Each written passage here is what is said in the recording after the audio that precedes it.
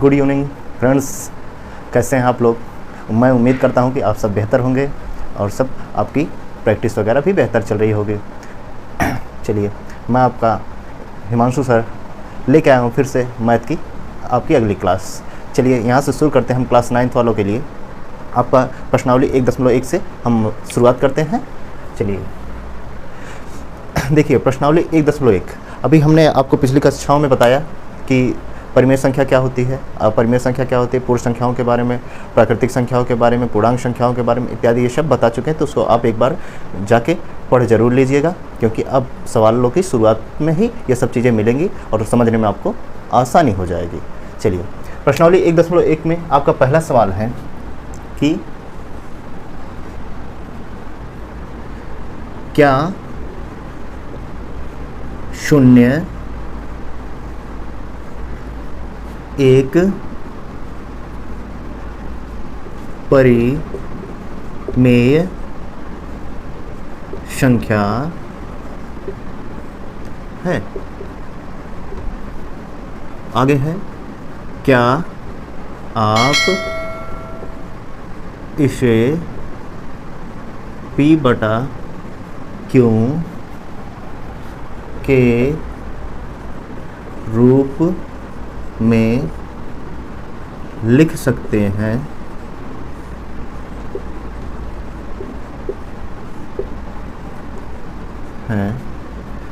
जहाँ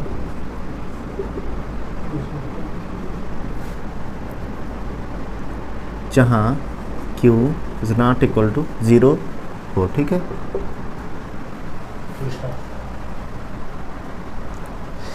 तो ये रहा आपका सवाल। कह रहा है कि अब जो भी है आप अपने बुक में इसको मिला लीजिएगा, क्वेश्चन जो भी हो आंसर आपको सही मिलेगा। ठीक है, ये क्वेश्चन है आपका, क्या 0 एक परिमेय संख्या है और क्या आप इसे P/Q के रूप में प्रदर्शित कर सकते हैं जहां Q 0 के बराबर नहीं। ठीक है, तो आपको आपकी जो इंट्रोडक्शन क्लास है वहाँ पे हमने बताया था परिमेय संख्या की परिभाषा, अपरिमेय संख्या की परिभाषा। तो परिमेय संख्या किसे कहते हैं हमने बताया था, जिन्हें हम भिन्नात्मक रूप अर्थात P/Q के रूप में प्रदर्शित कर सकते हैं और जहाँ पे P और Q क्या हो, पूर्णांक हो और Q is not equal to 0। ठीक है, ये हमने बताया था, ध्यान दीजिएगा, उसको बढ़िया से पढ़ लीजिएगा। और कुछ कंडीशन होता है, हमने ये चीज़ बताया था आपको, अगर नहीं बताया तो फिर से जान लीजिएगा कि जितनी भी भिन्नात्मक संख्याएं होती हैं हम उन्हें परिमेय संख्या कह सकते हैं, और जितनी पूर्णांक संख्याएं आपकी होती हैं वो भी परिमेय संख्या होती हैं, और बचा जो पूर्ण संख्या होती है वो भी परिमेय संख्या होती है।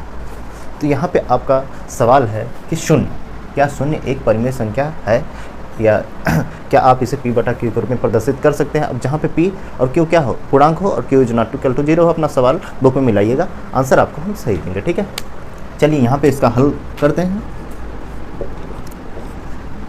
तो आप लिखेंगे हाँ, अभी हमने बताया ना कि जितनी भी पूर्ण संख्याएं होती हैं वो सब परिमेय संख्या होती हैं। तो पूर्ण संख्या 0 भी तो एक पूर्ण संख्या है, 0 भी तो एक पूर्ण संख्या है। ठीक है, तो आप लिख सकते हैं ना कि हाँ 0 एक परिमेय संख्या है।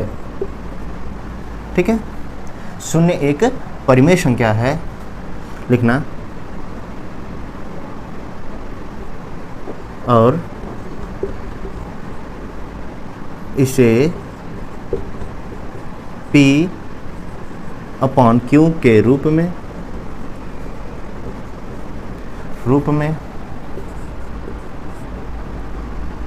प्रदर्शित कर सकते हैं या लिख सकते हैं। ठीक है,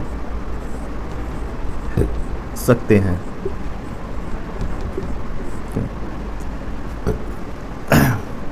कर सकते हैं, क्यों? क्योंकि यहाँ पे देखिए जो आपका P है वो क्या है, P आपका 0 के बराबर है। P आपका 0 हो जा रहा है, P आपका 0 है, P 0 हो जाएगा चलेगा।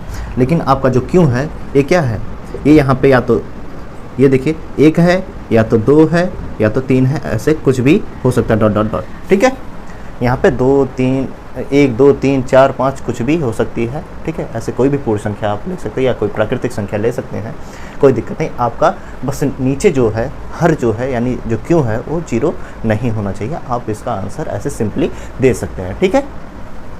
और भी अगर कोई परिभाषा या कुछ कंडीशन रह गए हैं, आपको आगे आगे जैसे जैसे सवाल हल करवाएंगे ऐसे ऐसे बताते आपको चलेंगे, ठीक है। आप घबराइएगा बिल्कुल नहीं, ठीक। तो क्या लिख सकते हैं, क्या लिखेंगे? Yes, yes 0 is a rational number which we can denotes by P/Q, ठीक है। देखिए यानी हमारा जो शून्य है वो क्या है, एक परिमेय संख्या है, ठीक है। और इसे हम P/Q के रूप में प्रदर्शित कर सकते हैं, ठीक है। इसको डिनोट कर सकते हैं P/Q में, ठीक है। और जहाँ पे देखो here P = 0 and Q = 1 or 2 or 3 etcetera, ठीक है। चलिए नेक्स्ट चलते हैं। आप इसको लिख लीजिएगा आप लोग। इसी में आपके आगे जो सवाल दिए गए हैं, कह रहा है कि नेक्स्ट सवाल आपका है कि 3 और बुक में आप देखते रहिएगा, 3 और 4 के बीच, 3 और 4 के बीच 6 परिमेय संख्या ज्ञात कीजिए, ठीक है।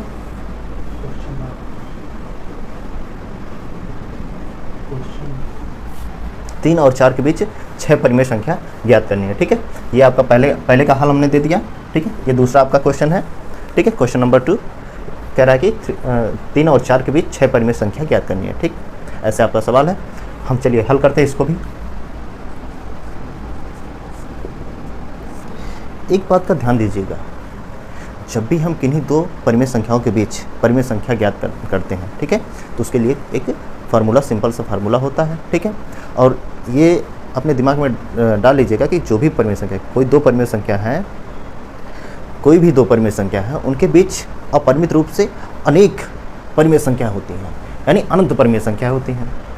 आप जितनी चाहे किन्हीं दो परिमेय संख्याओं के बीच आप जितनी चाहें परिमेय संख्या ज्ञात कर सकते हैं, ठीक है।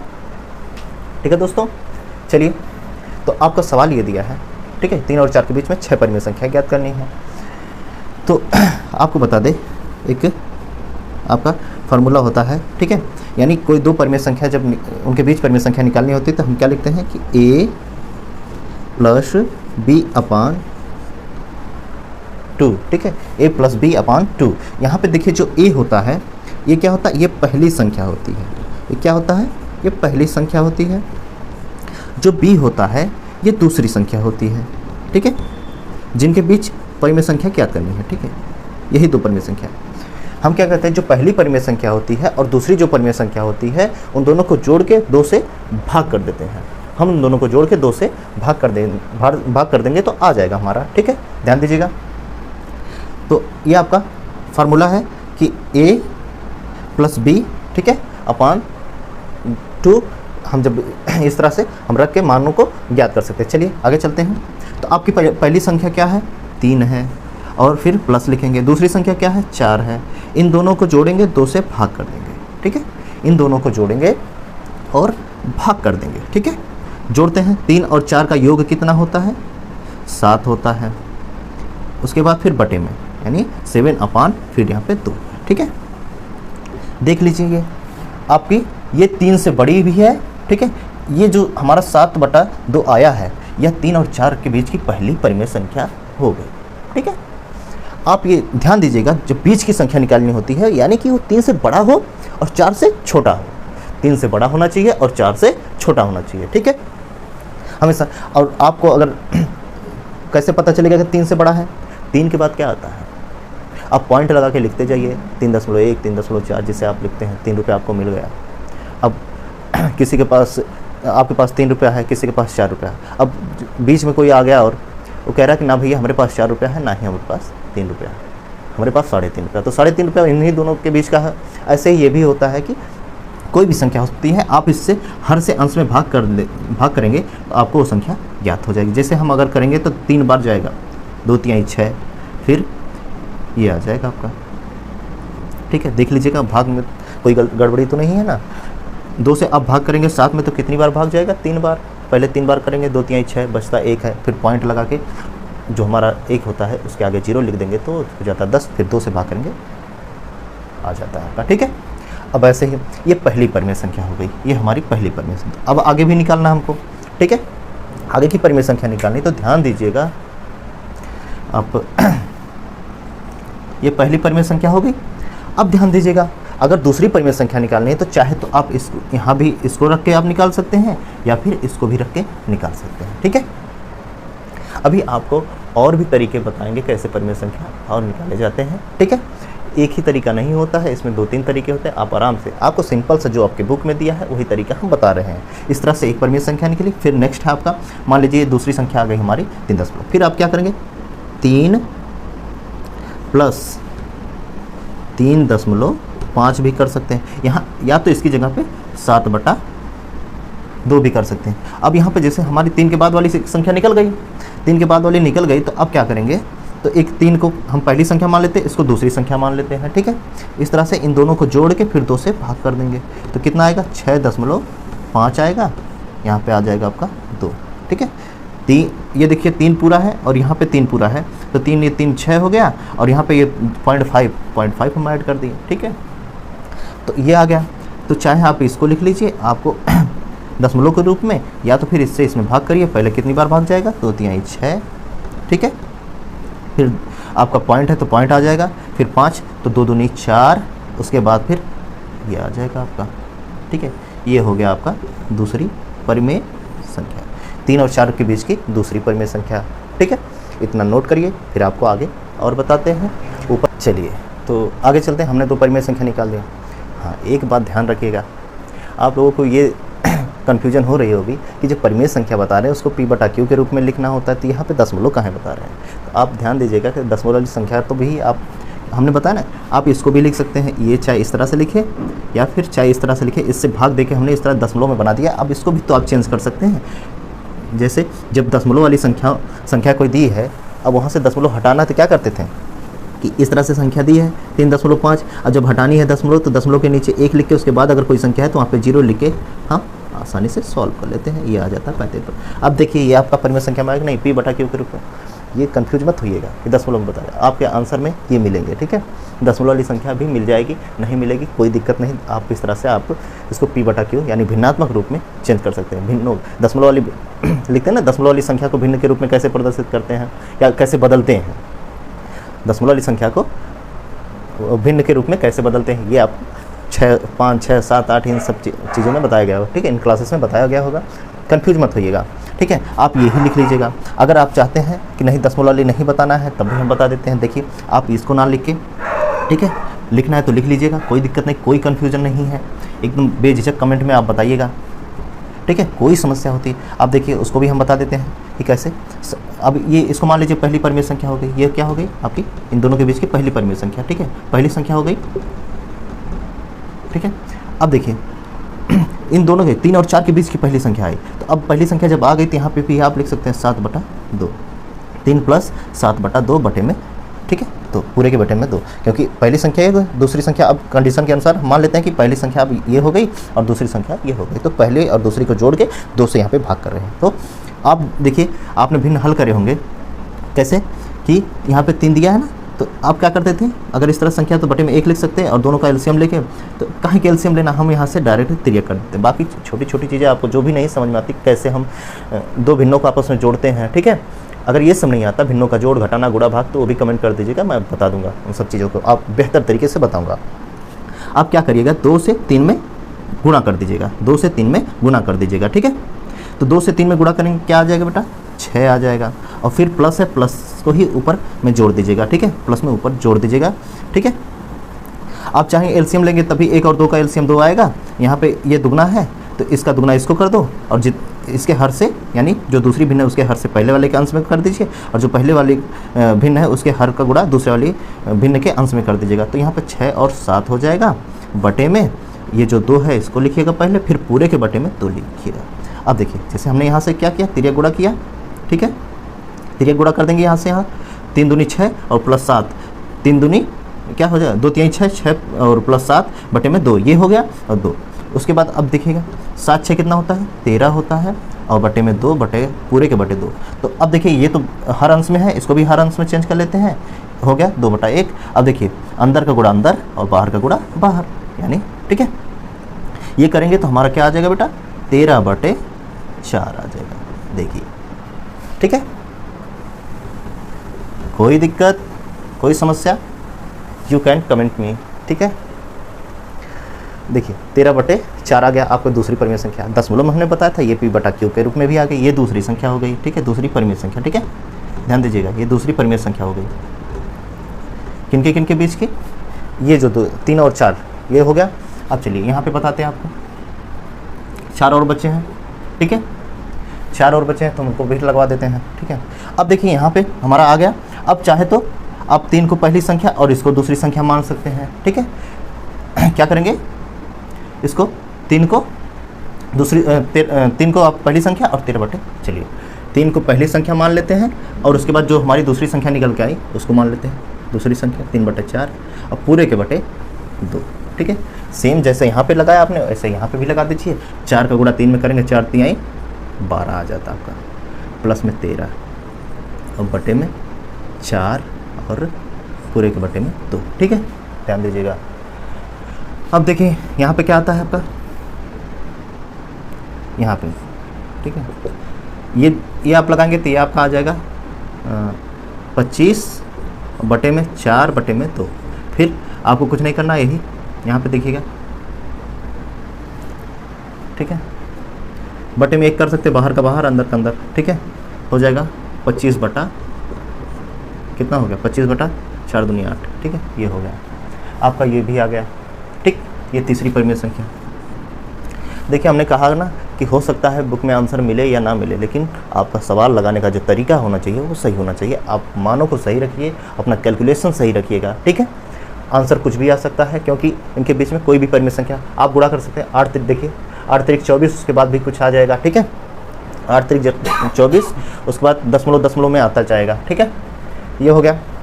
अभी सबको हम एक साथ बता देंगे कौन कौन सी परिमेय संख्या है। नेक्स्ट है आपका, ये तीसरी आ गई, ठीक है, ये तीसरी परिमेय संख्या हो गई। चलिए अब चौथा निकालते हैं। चौथी परिमेय संख्या के लिए क्या करेंगे बेटा, यही जो हमारा 3 है, अब 3 को ही मान लीजिए कि पहली संख्या, फिर उसके बाद 25/8। आप 4 को भी लिख सकते हैं, ठीक है, 25/8 प्लस 4 बटे में ऐसे तो कोई दिक्कत नहीं, ठीक है। अब पूरे के बटे में 2, इसीलिए हम दशमलव में बता रहे थे, दशमलव वाला आपको जोड़ने में बहुत आसानी होती, ठीक है। अब परिमेय संख्याओं में आप होंगे कन्फ्यूज़, ठीक है। अगर कोई दिक्कत होगी तो आप बताइएगा, आपको दूसरे तरीके से बताएंगे। अभी इसी सवाल को हम एक और सिंपल तरीके से बताते हैं, ठीक है। ये तो किताबी आपका ज्ञान हो गया, किताब में जैसे दिया है उसी तरह से, ठीक है। चलिए ये हो गया। क्या करते हैं, सेम प्रक्रिया, ठीक है, सेम प्रोसेस। तो हो जाएगा 8 3 24 और प्लस 25 है, 25 बटे में 8 और पूरे के बटे में 2, ठीक है। अब यही चीज़ आगे आपको चल के ये हो जाएगा 49, ठीक है, और बटे में 8 और 2। अब इसका सीधे सीधे कुछ नहीं करना है, इसका यहाँ पे गुणा कर दो, हो जाएगा आपका चौथा निकल के आएगा 49/16, ठीक है। ये आपकी चौथी परिमेय संख्या हो गई, चौथी परिमेय संख्या, ठीक है।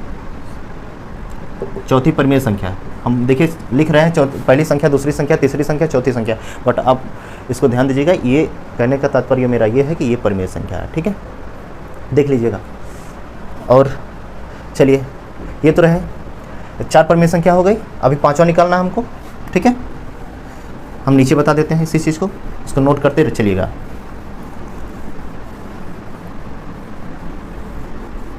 आप नोट करते चलेंगे तो मैं ज़्यादा से ज़्यादा सवाल आपको बता पाऊंगा, ठीक है।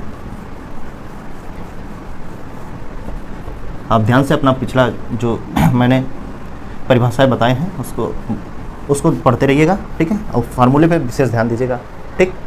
4 परिमेय संख्या हो गई। अब लगाते हैं 5वां, ठीक है। चलिए 5वीं के लिए फिर वही, चलिए 3 को हम पहली संख्या मान लेते हैं, ठीक है, और फिर 49 को 49/16 को दूसरी संख्या बटे में पूरे के बटा 2, ठीक है। यहाँ पर लगाएंगे 16, आप 16 का टेबल पढ़िएगा, 48 और 49, ठीक है। अभी ये आपको बड़ा लग रहा होगा, मैं बताऊंगा तो और भी जो दूसरा तरीका बताऊंगा तो ये आसान हो जाएगा, ठीक है। चलिए ये कितना हो जाएगा, आप जोड़ लीजिएगा। 8 और 9 कितना होता है, 17 हो जाता है, और 4 4 8 1 का हासिल उसका 17 का एक हो जाता है 97 अपान, अब ये 16 है, इसका इसमें सीधे मल्टीप्लाई कर दो, ये हो जाएगा 32, ठीक है। ये निकल के आ गया आपका 5वां, ये 5वीं हो गई, ठीक है, 5वीं परिमेय संख्या, 5वीं परिमेय संख्या, ठीक है। चलिए नीचे देखिएगा, छठा बता देते हैं। छठी कैसे निकालेंगे, सेम प्रोसेस कर लीजिएगा।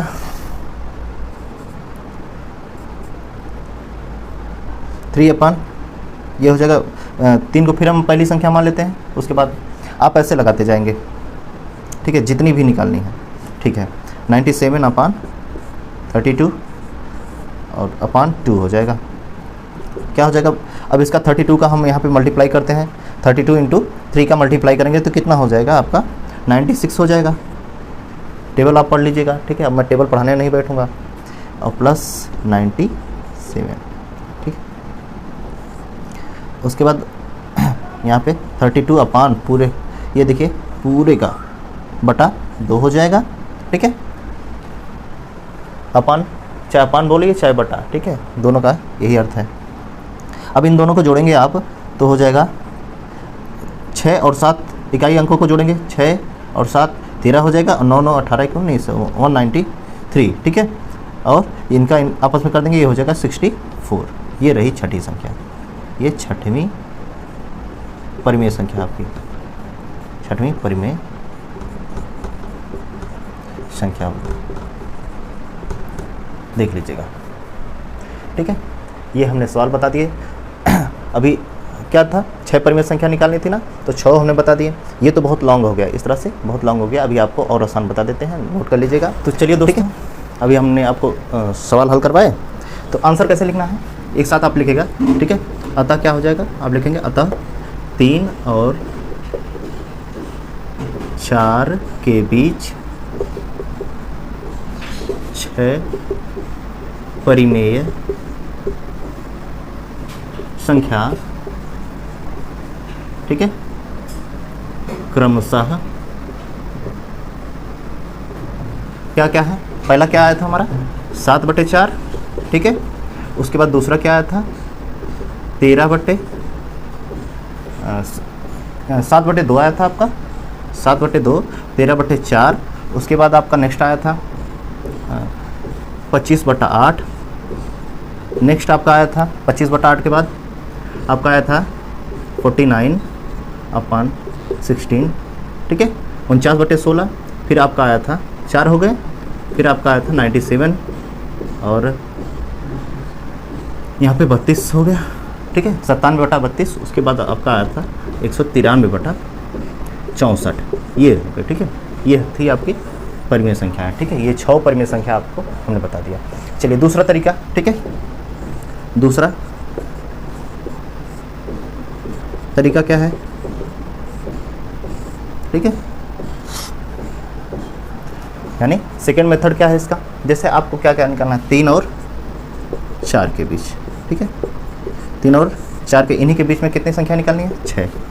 कितनी निकालनी है, 6। तो अब क्या करेंगे, जब 6 परिमेय संख्या निकालनी होती है तो यहाँ पे आपका जो दिया है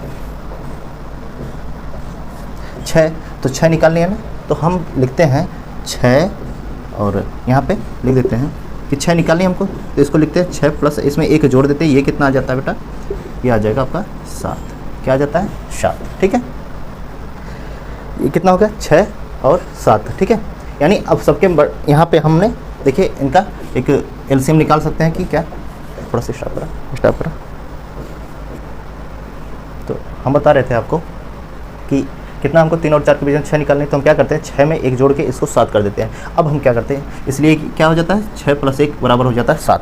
देखिए अब हमको यहाँ 6 निकालनी है, तो हम जैसे हमारे पास ये देखिए हमने क्या किया, 7 संख्या ले लिए, ठीक है। इसका अभी हम आगे बताते हैं क्यों हमने 7 किया था, ठीक है।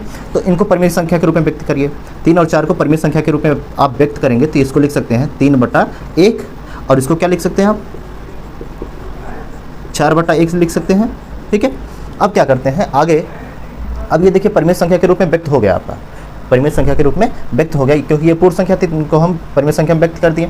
अब ये जो 7 हमने लाया है, अब क्या करेंगे, इनके हर जो हमने 3/1 लिखा है, 3/1, ठीक है, क्या करेंगे 3/1 इसके हर और अंश में 7 से गुणा कर देते हैं यहाँ पे, ठीक है। हर और अंश में 7 से, यही जो हमारा हमने निकाला है 7 से गुणा कर देंगे, ठीक है। तो जब गुणा किए तो गुणा करने पर क्या हो जाएगा, यहाँ पे 21 हो जाएगा, 7 3 21, जो भिन्नों का गुणा होता है अंश का अंश में, हर का हर में कर देते हैं, 7 एकम क्या हो जाता है, 7 हो जाता है।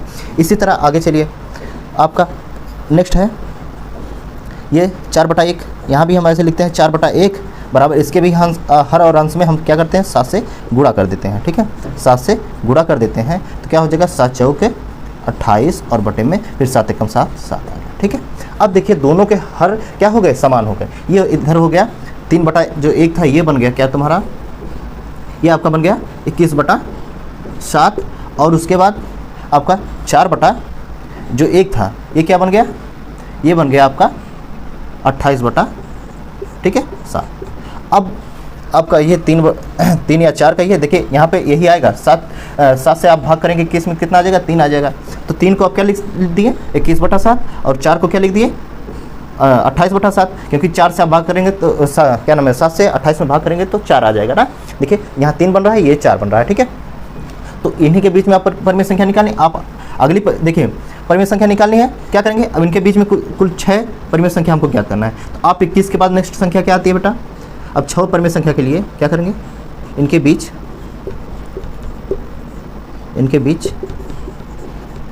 6 परिमेय संख्या क्या होंगी, क्रमशः क्या हो जाएंगे। देखिए ये एकदम सिंपल तरीका है, ठीक है।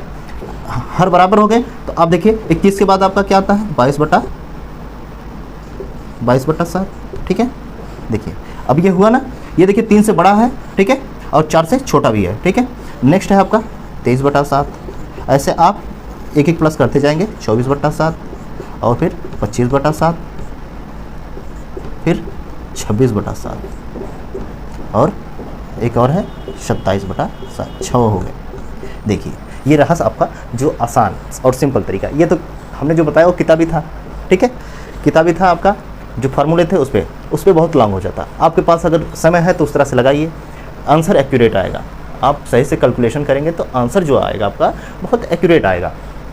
और दूसरे तरीके में क्या है, आपको बस कुछ नहीं करना होता, जिनके बीच मतलब जिनके बीच संख्या निकालनी है, परिमेय संख्या आपका जितनी निकालनी है उसमें 1 प्लस करके आप लिख देते हैं।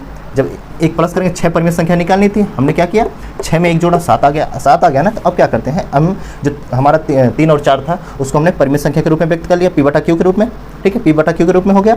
अब क्या करेंगे, जो पहली परिमेय संख्या है 3/1, उसके हर अंश में 7 से गुणा करके लिख देते हैं, ठीक है, उसका मान आ जाएगा।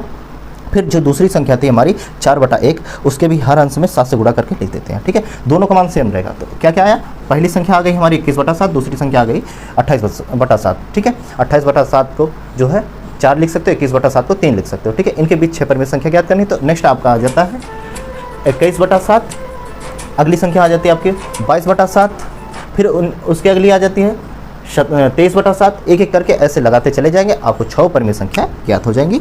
अब बताइए कैसा लगा आपको, आपके लिए आसान क्या है, पहली परिमेय संख्या या पहला तरीका या दूसरा तरीका, आपको जो आसान लगता है आप अपने हिसाब से करिएगा, ठीक है, कोई दिक्कत नहीं।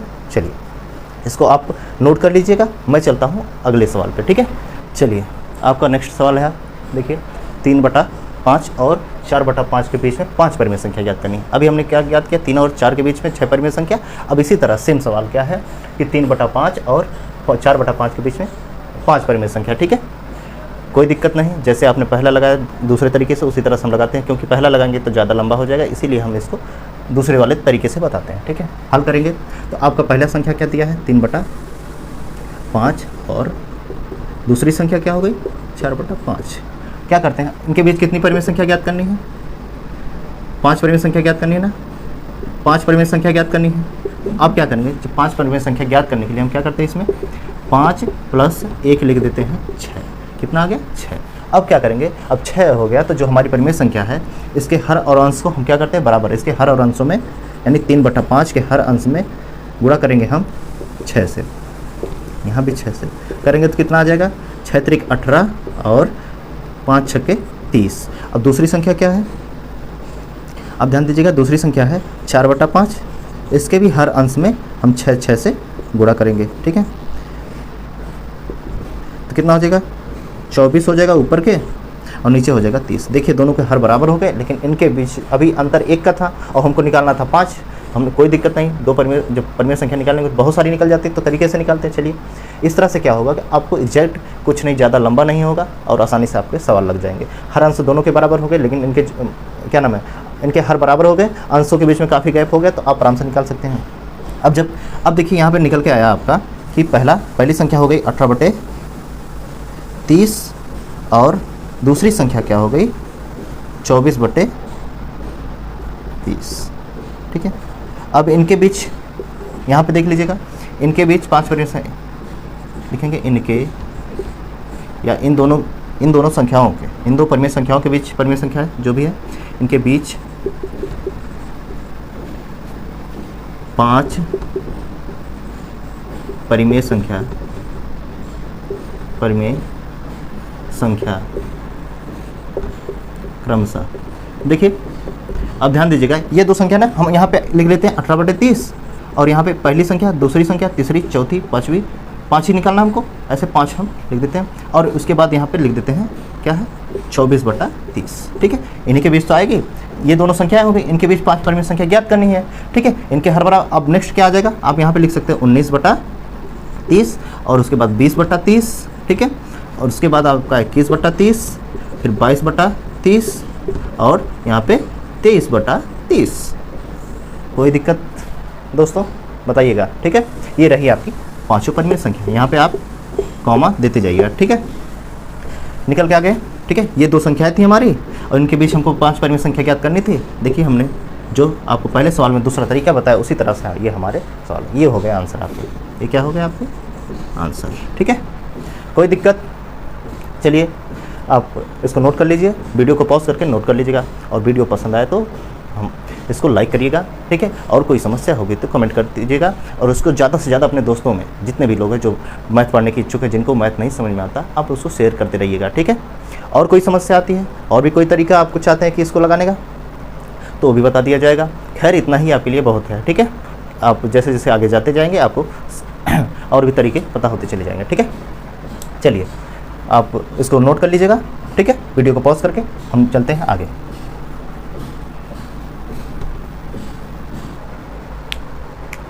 चलिए, तो ये रहा आपका चौथा सवाल और यही इस प्रश्नावली का अंतिम सवाल है। इसमें स्टेटमेंट दिए गए हैं, आपको सत्य और असत्य बताना है कि जो स्टेटमेंट दिए गए हैं वो सत्य हैं या असत्य हैं। अगर सत्य है तो क्यों है, असत्य है तो क्यों है, कारण भी आपको बताने हैं। देखिए हमने 60 में लिख दिया, आप बुक से जो है सवालों को नोट कर लीजिएगा, बाकी आंसर यहाँ आपको सही तरीके से मिल जाएंगे। ठीक है, देखिए ये दिया कि पहला कि प्रत्येक प्राकृत संख्या एक पूर्ण संख्या होती है। अब बताइए, अभी हमने बताया ना परिभाषा पढ़े रहिएगा, इसीलिए हमने पहले ही परिभाषा को बता दिया है। और उसमें देखिए प्राकृत संख्या के क्या कंडीशन थे कि जो गिनती वाली संख्याएं होती हैं, ठीक है, गिनती वाली संख्या होती है 1 2 3 4 5 6 ऐसे अनंत तक, ये सब क्या होती है प्राकृत संख्या होती है। कह रहा है क्या ये सब पूर्ण संख्या होती हैं, तो पूर्ण संख्या के क्या परिभाषा बताए थे हमने, पूर्ण संख्या किसे कहते हैं। कह रहा है कि यदि प्राकृत संख्याओं को प्राकृत संख्याओं में 0 को सम्मिलित कर ले तो संख्या पूर्ण संख्या। तो अब बताइए प्राकृत संख्या में 0 कहाँ है, प्राकृत संख्या में 0 है नहीं है, तो कैसे हम कह सकते हैं कि यह पूर्ण संख्या है। देखिए ये कह रहा है प्रत्येक प्राकृत संख्या एक पूर्ण संख्या। हाँ, पूर्ण संख्या में प्राकृत संख्या होती है, क्योंकि अब पूर्ण संख्याओं में ये जो पूर्ण संख्या है इसमें तो प्राकृत संख्या आ जाती ना। सवाल ये आपका कह रहा है कि प्रत्येक प्राकृत संख्या क्या एक पूर्ण संख्या है, तो हाँ आप क्या लिखेंगे, यह कथन सत्य है। आप यहाँ पे लिख दीजिएगा यह कथन क्या है, सत्य है। ठीक है, आप क्या लिखेंगे, यह सत्य है, क्योंकि देखिए हमने वहाँ पे लिख दिया, यहाँ पे आप हल में लिख सकते हैं। ठीक है, उत्तर में। ठीक है, कथन क्या है, ये लिखेंगे सत्य है। ठीक है, यहाँ पे हमने लिख दिया सत्य है, क्योंकि कारण देना है ना, लिखेंगे क्योंकि पूर्ण संख्याओं में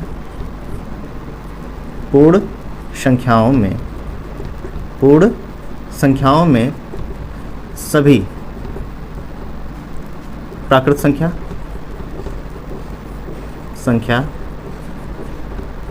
शामिल होती है। ठीक है, ध्यान दीजिएगा। देखिए, अगर ये पूछता कि प्रत्येक पूर्ण संख्या प्राकृत संख्या है तो ये स्टेटमेंट गलत हो जाता, क्योंकि प्रत्येक पूर्ण संख्या प्राकृत संख्या नहीं होती। लेकिन ये पूछ रहा है कि प्रत्येक प्राकृत संख्या पूर्ण संख्या है तो प्रत्येक जो है प्राकृत संख्या पूर्ण संख्या होती है, क्योंकि इसमें सभी पूर्ण संख्या में सभी प्राकृत संख्या शामिल होते हैं ना। हमने कहा था ना होल W बराबर 0 1 2 3 4, तो उसमें 1 2 3 4 अनंत तक आ जा रहे हैं, तो बस ठीक है, ये कथन आपका सत्य हो गया। नेक्स्ट है आपका, नेक्स्ट कह रहा है कि प्रत्येक पूर्णांक एक पूर्ण संख्या होती है।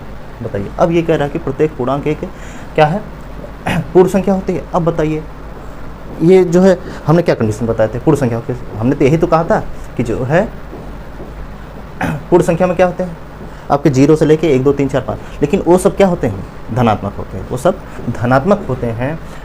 देखिए दोस्तों, ये जबकि पूर्णांक का क्या हमने कहा था, पूर्णांक में क्या होते हैं आपके धनात्मक और ऋणात्मक, उसमें 0 भी होता है, धनात्मक और ऋणात्मक तथा 0 को शामिल करने पर सभी संख्या क्या हो जाती हैं, पूर्णांक कहलाती है। ठीक है, अब इसमें पूर्णांक में ऋणात्मक भी हो गई, धनात्मक भी हो गई, तो आप क्या लिखेंगे, यह कथन असत्य है। क्या हो जाएगा, यहाँ पे लिखेंगे हल में असत्य है। कथन क्या है, असत्य, असत्य है। क्यों है, क्योंकि पूर्णांक संख्याओं में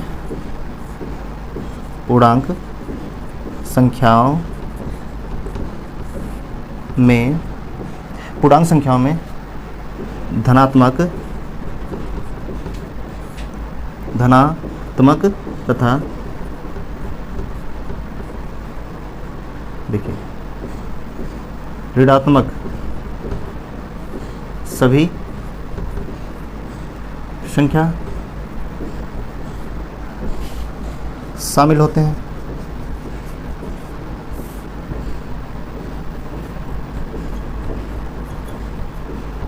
लेकिन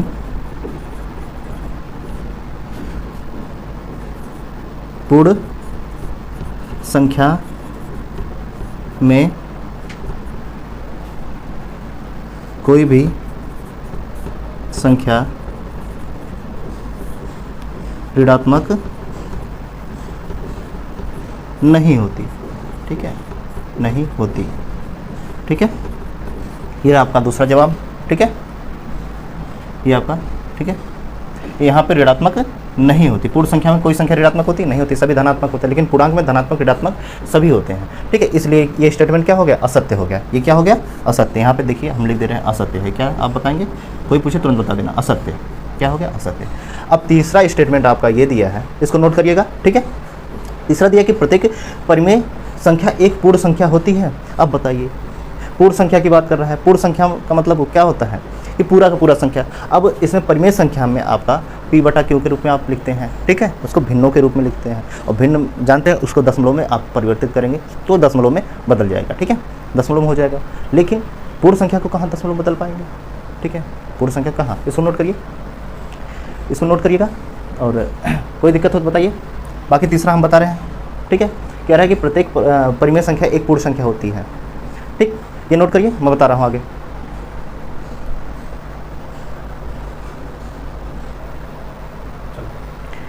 तो ठीक है, तीसरे का आंसर हम बता दे रहे हैं, ये भी होगा। अब देखिए तीसरा कथन भी आपका असत्य है। आप क्या लिखेंगे, असत्य है। ठीक है, मार्कर चिन्ह कर लेते हैं। ये क्या हो जाएगा, ये भी कथन आपका असत्य है। ठीक है, क्यों असत्य है, देखिए जो परिमेय संख्या होती है, आप क्या लिखेंगे, परिमेय। देखिए परिमेय संख्या में कई प्रकार की, क्या लिखेंगे, कई प्रकार की संख्या होती हैं। परिमेय संख्या,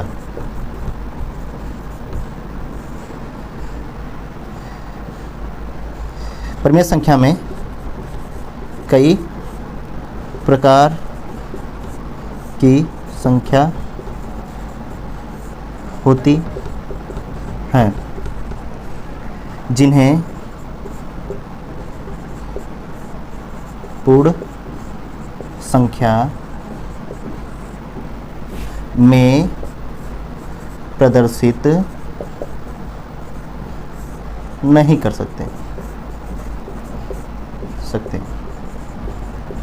ठीक है, सकते हैं। ठीक है, देखिए परिमेय संख्या में कई अन्य प्रकार की बीज संख्याएं होती है जिन्हें हम पूर्ण संख्या में प्रदर्शित नहीं कर सकते हैं। ठीक है, इसको नोट कर लीजिएगा। आप अगर कोई समस्या आती है आपको लिखने में तो कमेंट में ज़रूर बताइएगा। ठीक है,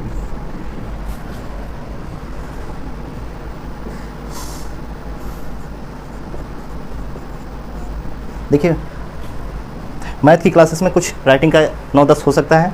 अब जिनकी बेहतर होगी वो बढ़िया से हम बोल भी रहे हैं, अब हम उसको भी सुनिएगा। ठीक है, लिख भी रहे हैं तो कहीं एक आध शब्दों में लिखने में त्रुटि हो सकती है, बताने में नहीं। ठीक है, लिखने में त्रुटि हो सकती है लेकिन सवाल आपको गलत नहीं बताया जाएगा। ठीक है, परिमेय संख्या कई, जैसे आप देख लीजिएगा कि जो परिमेय संख्या होती हैं कुछ ऐसी होती हैं, जैसे मान लीजिए आपका 4/2 ये तो पूर्ण संख्या हो जाएगी, इसे आप पूर्ण संख्या में प्रदर्शित कर सकते हैं। लेकिन यहीं अगर 4/3 कर दिया जाए तो इसे आप नहीं चेंज कर पाएंगे। ठीक है, ये दशमलव में आ जाएगी और दशमलव वाली संख्या पूर्ण संख्या नहीं होती है। ठीक है, ये रहा आपका प्रश्नावली 1.1। ठीक है, आपका प्रश्नावली 1.1 खत्म हो गया। अब आगे आपको अगली प्रश्नावली बताई जाएगी अगले वीडियो में आपको। ठीक है, तब तक के लिए धन्यवाद।